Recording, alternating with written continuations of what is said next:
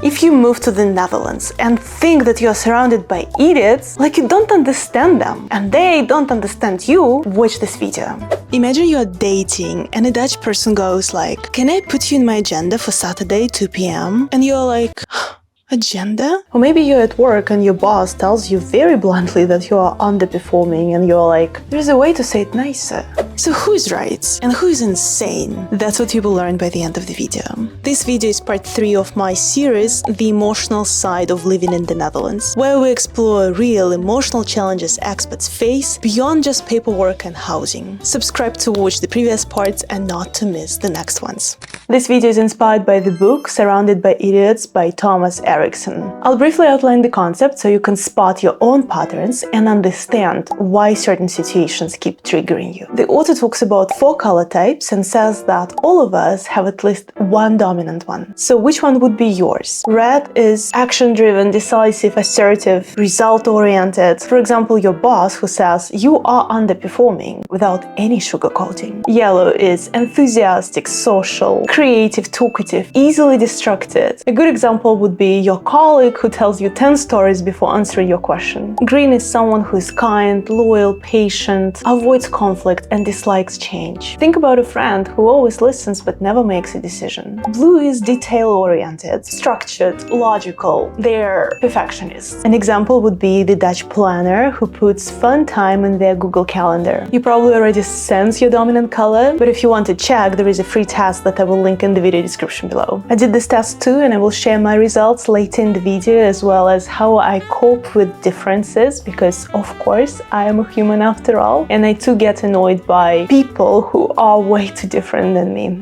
Now, this is where it gets interesting. While reading the book, I started wondering if countries also have their dominant colors. USA feels red, fast, competitive, goal-driven. Japan feels green to me. They value harmony and respect. And what about the Netherlands? I'd say definitely blue. Precise, practical, process-oriented. And now the main question. What happens if you move to the Netherlands, but originally you come from a country that is not blue? Blues often struggle with yellows and vice versa. So let's say you come from a country that is yellow, like Spain or, I don't know, some Latin American countries. These countries are spontaneous, more like emotional. And when you come to the Netherlands, you might feel that life here is just cold and overly planned. And if you are yellow yourself, the Dutch might just feel like robots. Polite, but distant. Sure, you could move somewhere else, but from what I know from people who move from yellow countries, these countries are often big on tourism, but people are saying that they moved because there is no like career trajectory for them in this country. And on top of that, what if you have kids, husband, wife, or there is something else that ties you to the Netherlands? Like, then what? And if you also feel like you've been postponing your life and let your relationships and career run on autopilot, come join my new exclusive community, the Self Lab. There you will learn how to reconnect with yourself and create that kind of love and career that truly fulfills you. And finally, start attracting instead of chasing. Join us for 7 days free and see what changes when you finally make space to listen to yourself. I'll explain my profile first because it will help you see how I navigate differences and what I do instead of just labeling others as idiots. I am mostly red and blue, action-oriented and very analytical, with a touch of green, which softens me. These colors have been really helpful for me. Red helps me go for it and push in my business. Blue helps me analyze people in coaching. If you don't know me, I'm a coach, and coaching and therapy is not just about talking. It's about getting insights, and for that you really need to understand another person. This is where blue has been really helpful. And then the green side of me helps me not to come across too harsh. So because I have the blue in my profile, I love Dutch planning and structure. But I personally struggle with overly yellow people. To me, they look like they just talk endlessly without saying much and immediately forget half of what they've said or what they promised. Yellows tend to be poor listeners, so they are very self-centered, and their energy just simply overwhelms me. I once had a yellow manager, super enthusiastic, always late, sometimes forgetting about meetings completely, and constantly jumping from one story to another. At first, I found this manager to be exhausting, but they taught me a lot. So here is what I've learned.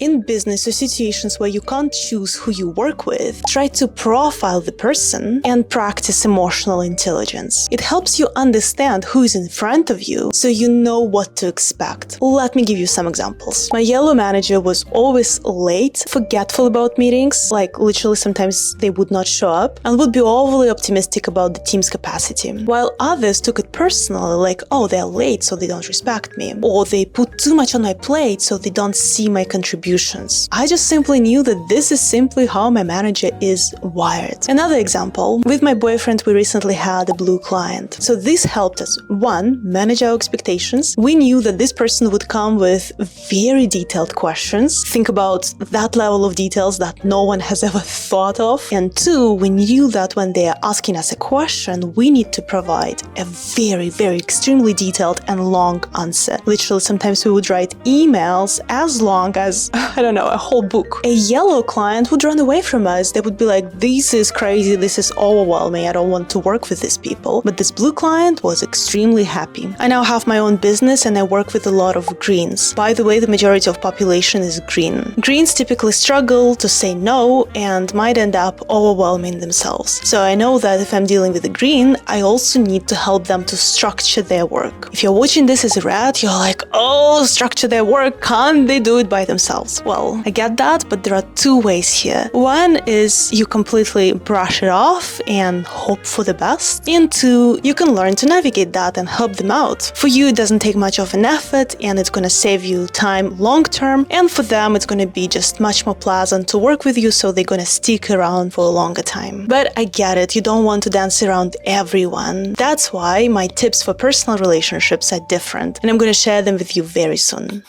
The same yellow manager who is great at being spontaneous, last-minute changes don't stress them at all. They just handle them. I'm very different, and because I've always liked to plan, I learned that great planning equals a successful outcome. But this manager showed me that flexibility can also work beautifully, because they were really good at handling last-minute things and handling them pretty well. So that was my aha moment, like, oh, that's also possible in life. And beside this being very good for my own development, it also helped me shift my focus from looking at them just as a blah blah blah person without any essence to seeing them in a more positive light. If you work for a company, chances are you don't get to choose who you work with. And this is where the tips that I just gave come handy. And then if you're asking, Tanya, but what about my situation? Because my boss is a total nightmare. I've tried everything and nothing works with them. One of the next videos in this series, The Emotional Side of Living in the Netherlands, will be about workplace dynamics and how to handle difficult cases. Because situations where the boss is a, how to say it politely, is a challenging person are very common. So you're definitely not alone in this. And we will talk in detail how to navigate that so you will get clarity and hopefully clear next steps. So if you want, subscribe not to miss it. In personal life, we get to choose. So why would I torture myself and be close with people I don't resonate with? For example, I can't really be close friends with very yellow people. Specifically, what annoys me about yellow people is constant talking without any essence, inability to be genuinely interested in other people, and the fact that they often forgot what they've promised or what they've said. And because real connection and emotional safety is important for me, I just simply don't know how to build that with people who are very, very yellow. It's just simply hard to rely on them, but that's my preference. What's yours? Which type of profile are you least likely to get close with? Let us know in the comments below.